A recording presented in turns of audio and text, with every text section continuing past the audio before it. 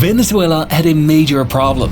They had a massive oil field in its interior, but the oil had a thick, tar-like consistency that just wasn't economically viable. But then the price of crude suddenly went up and they started exporting this oil primarily to the United States. When I left, Venezuela was ready to collapse. We would have taken it over. We would have gotten all that oil. It would have been right next door.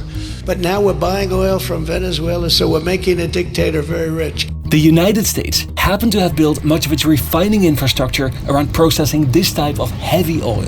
These refineries are extremely expensive to build, but the problem was that domestically produced oil had become much lighter. Their solution was to import heavy oil, which today makes up over 2/3 of all oil imports. Without this, many of the largest US refineries would become much less competitive.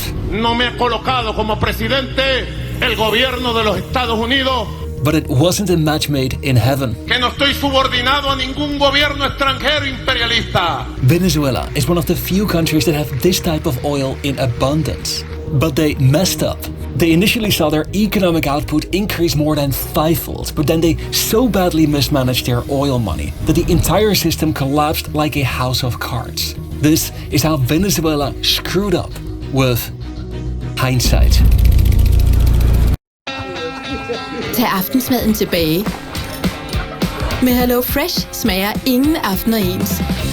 Nu med flere opskrifter end nogensinde. Klar til at give aftensmaden et løft?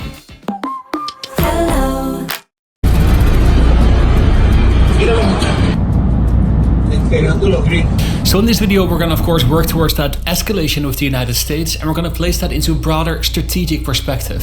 A big part of this story is oil, but there are other pieces of the puzzle that you must understand. It's crucial to understand the strategic interests from countries like Iran, China, and Russia. And we must look at the facts on the ground.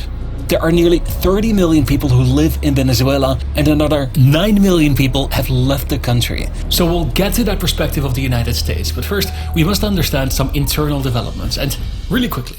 I recently enabled memberships on this channel. If you want to support my work, consider joining as a member with a small monthly donation. This would help me cover some of the costs of doing the research and the production of these videos. Click on the link in the description or pinned comment, which brings you to this page with all the details. I really appreciate your attention, and now let's get back to Venezuela. In the 1920s, Venezuela had a small population and an economy built on agriculture. But that changed almost overnight. Researchers were searching for oil near this tidal lake, Lake Maracaibo, and one night they struck big. The Barroso 2 well blew out and discovered a massive oil field beneath. This was Venezuela's spectacular entry into the global oil age. Oil didn't just become an industry, it became the foundation of the state. Production took off almost immediately, but in the 1940s, 50s and 60s there was an almost 1,000% increase. This led government budgets to soar, cities to expand, and Venezuela suddenly had more money than they knew how to spend. Let's fast forward to the 1970s, when the world changed. It is an all-out war. The surprise attacks came early this morning by Syria and Egypt. First, during the 1973 Arab-Israeli War, Arab oil exporters imposed an oil embargo, and later, during the Iranian Revolution, which removed millions of barrels of oil per day from global markets. As a result of these political shocks, oil prices surged and became unstable. Venezuela now had to make a decision. They could increase their exports and make a lot of money quickly, or they could follow the Arab strategy. And they chose the latter. They lowered their production so that they could produce less while earning more per barrel. Venezuela's oil fields were maturing, and they had to think about the future. After the 1970s, oil prices continued to fluctuate, but they got lucky. They discovered a vast reserve of oil in Venezuela's mainland, but it was a very thick oil that was not yet commercially viable. This could have been a wake-up call for Venezuela. They had built their entire economy on oil, and these price fluctuations directly affected the government's budget. An over-reliance on oil makes other exports less competitive, and Venezuela was increasing their dependence on this one single resource. So how they managed their country is that whenever oil prices went down, they would just wait for them to go up again. And if this took too long, they would just print more money. And I'll get to that later.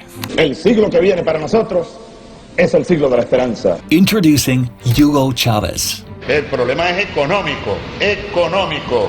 He came to power on the promise to lift millions of Venezuelans out of poverty, and he did expand education, healthcare, and food programs, but not by building a diversified economy. Instead, he poured the country's booming oil incomes into massive social spending, and he got lucky from the start. He came to power in 1999, and right thereafter, global oil prices rose to a record of nearly $100 per barrel. So, what did he do? Oil production, when he came to power, was already at a peak high, and he continued riding that wave. Billions of oil dollars went into social missions, subsidies, and public employment, and millions of Venezuelans saw their lives actually improve. Arreglémoslo nosotros mismos, colombianos, venezolanos, ecuatorianos, sentados en paz y como hermanos que lo somos. Chávez became immensely popular. La razón de mayor peso de que Estados Unidos quiera poner aquí un gobierno subordinado a él, al imperio, como lo tuvieron durante mucho tiempo, es el petróleo venezolano. The United States has a dark past in Latin America and meddled with many countries' governments. They were the imperialists, they were the aggressor, and supporters of Chávez saw him as the man who was finally standing up against this big imperial power from the north. Quiere imponernos su modelo de explotación y de saqueo y su hegemonía a punta de guerras. But the entire system worked because the price of oil was high. This specced the government's coffers, and this was invested in programs that had very quick results. But it only worsened the underlying problem, and that's when Maduro came to power. Chosen by Hugo Chavez as his successor, Nicolas Maduro has followed his mentor into power. Nicolas Maduro was a close ally of Chavez. He served as his foreign minister and vice president, and in the early days, he was a bus driver. He was a man of the people who would continue the path of Chavez, but that's when oil prices fell hard. The price of a barrel of crude fell from $92 to $49 in a single year. And that's when we saw the mess that Venezuela had built. The world hasn't seen such a drop in crude oil prices for a long time. The tumbling oil prices had a catastrophic effect in Venezuela. Maduro could have done the right thing in that moment. He had just come to power, and he could have admitted that his government had made mistakes, that the system was all corrupt, and that they now must make the painful decision to stop spending money and to diversify the economy. But he did none of these things. I mentioned printing money earlier, and that was classic Venezuelan economic policy. Whenever the price of oil went down and they needed cash, they would just print some more. Now, inflation in Venezuela is expected to reach 1,000,000%. And it looks like the economic crisis there is about to get even worse. Inflation became so extreme that money became worthless. While Chavez oversaw the extremely fast growth of the Venezuelan economy, Maduro oversaw how the entire system collapsed like a house of cards. There were shortages of food and medicine.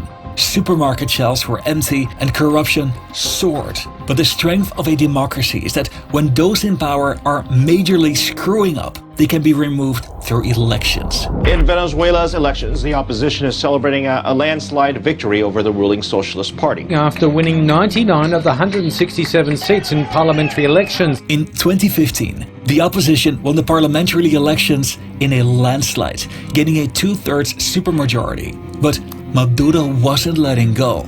He just created a parallel new assembly, after which tens of thousands of people took to the streets to protest.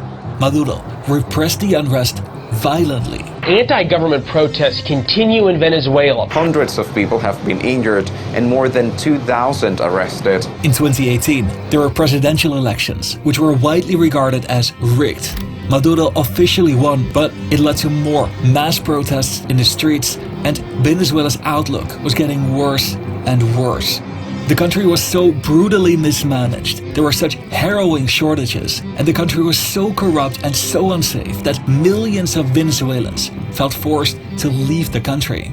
In 2018, in a single year, nearly 1.4 million people left. This was by far the largest refugee outflow ever recorded in Latin America, and that's when something changed. The government accepted its defeat against the dollar and has allowed it to emerge from the grassroots level. Prices are all in US dollars. The national currency had become completely worthless, so people shifted to dollars. Most families could only survive through remittances or from money from abroad, and a black market was emerging that was now based on the US dollar. This helped the crisis to stabilize, but at an extremely low point. Venezuela is in deep trouble. They have by far the lowest minimum wage in Latin America at just $3 per month, which is cruel because they still have the largest proven oil reserves of any country in the entire world. They have more oil than Russia and the United States combined. But their oil rigs are poorly maintained, and they struggle finding the right engineers. But they're still making big money off this resource, and it might be a rhetorical question, but where do you think these revenues are going? Well, Venezuela is also the third most corrupt country in the world after South Sudan and Somalia. Maduro and the people closest to him are enriching themselves. Senior military officers and political insiders are accused to facilitate the illegal drug trade through their territory. The large flow of migrants, the flow of illicit drugs, directly links the crisis in Venezuela to the United States. So let's get to the elephant in the room. We're making a dictator very rich. Can you believe this? Nobody can believe it. The United States has a complicated relationship with Venezuela. Their oil is garbage. It's horrible. The worst you can get. Tar. It's like tar. So one of the narratives that I see a lot in the media and that is just plain false is that it was the United States that was responsible for this mess in Venezuela.